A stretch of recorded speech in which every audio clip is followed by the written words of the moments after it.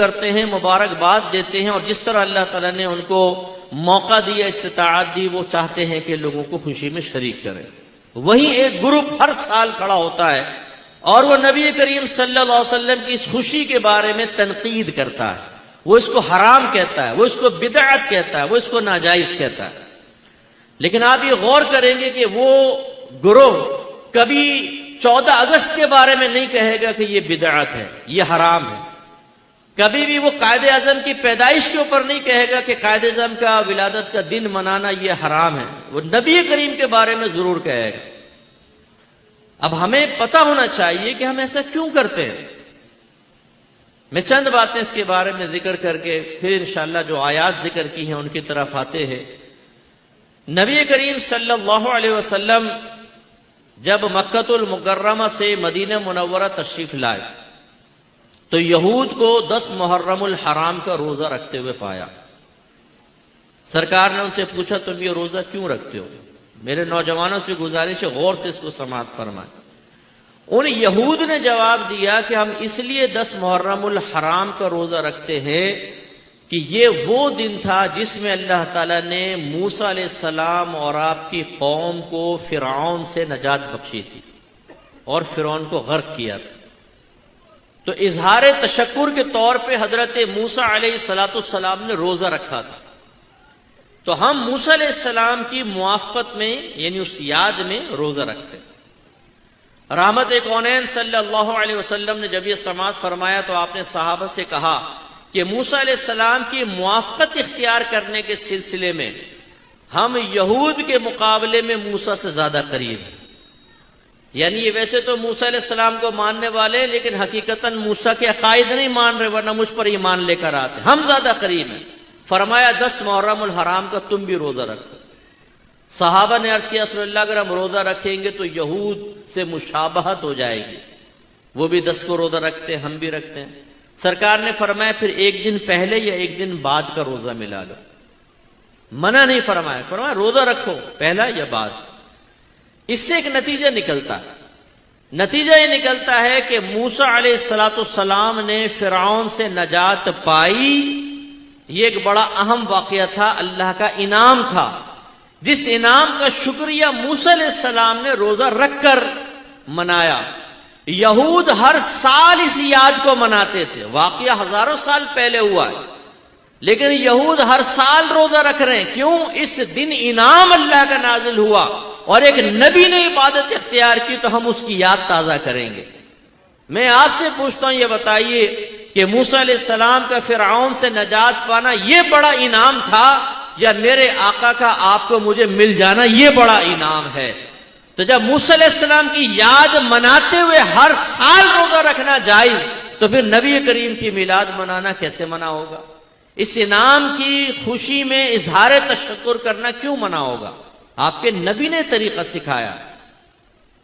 اور جب نبی کریم صلی اللہ علیہ وسلم سے کویسچن ہوا یا رسول اللہ آپ ہر پیر کا روزہ کیوں رکھتے ہیں؟ غور سے سنیے گا، سرکار نے فرمایا اس لیے کہ یہ وہ دن ہے جس میں مجھ پر پہلی وحی نازل ہوئی اور میں اسی دن پیدا کیا گیا۔ آپ کے نبی ہر پیر کو روزہ رکھ کر اپنی ولادت کا ایک شکر ادا کر رہے ہیں، یعنی کہ ولادت کی یاد تازہ کر رہے ہیں۔ اگر مسلمان ہر پیر کو نہیں سال میں ایک دفعہ کرے تو کیسے ناجائز ہوگا، جبکہ آپ کے نبی تو ہر پیر اپنی ولادت پر اظہار تشکر فرما رہے ہیں۔ اس لیے اس میں شرعاً کوئی حرج نہیں۔ ایک اور دلیل عرض کرتا ہوں پھر انشاءاللہ آگے چلیں گے۔ اللہ تعالیٰ نے قرآن میں سورہ قدر میں واضح فرمایا اِنَّا أَنزَلْنَاهُ فِي لَيْلَةِ الْقَدْرِ، بے شک ہم نے اس قرآن کو لیلۃ القدر میں نازل فرمایا۔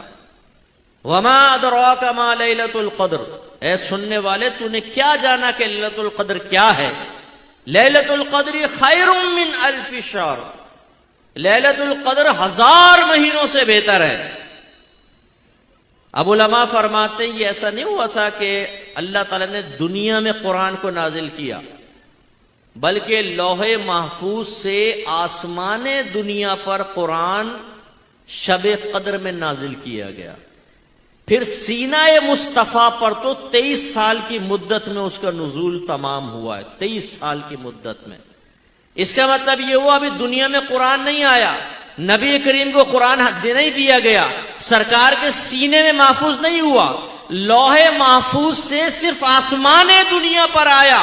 یہی اتنا اہم واقعہ ہوا کہ اللہ تبارک و تعالی نے اس رات کو 1000 مہینوں سے بہتر قرار دے دیا۔ میں آپ سے پوچھتا ہوں، جس رات میں قرآن لوح محفوظ سے آسمان دنیا پر آئے، وہ قیامت تک کے لیے رات معظم اور معتبر ہو جائے، جس رات میں صاحب قرآن تشریف لائے، اس رات کا عالم کیا ہوگا؟ اور اس میں خوشی منانا کیسے غلط ہو سکتا ہے؟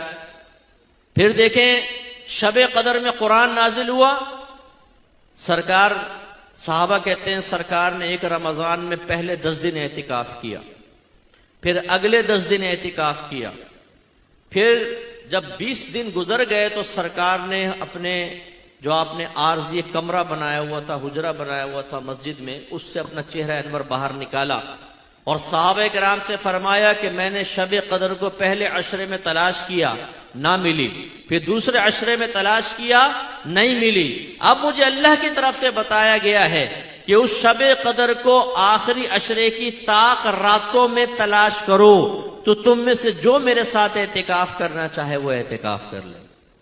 اس کا مطلب یہ ہوا ایک عظیم واقعہ شب قدر میں نازل ہوا، واقع ہوا، وہ پتہ نہیں کتنے ہزاروں سال پہلے۔ اللہ تعالیٰ نے اس رات میں برکت رکھی اور نبی کریم نے اس رات کو تلاش کرنے کا حکم دیا، شب قدر کو تلاش کرو، تاکہ ہر سال، واقع تو ہزاروں سال پہلے ہوا لیکن اس واقعے کی برکت ہر سال نازل ہوگی، اس برکت کو تلاش کرو۔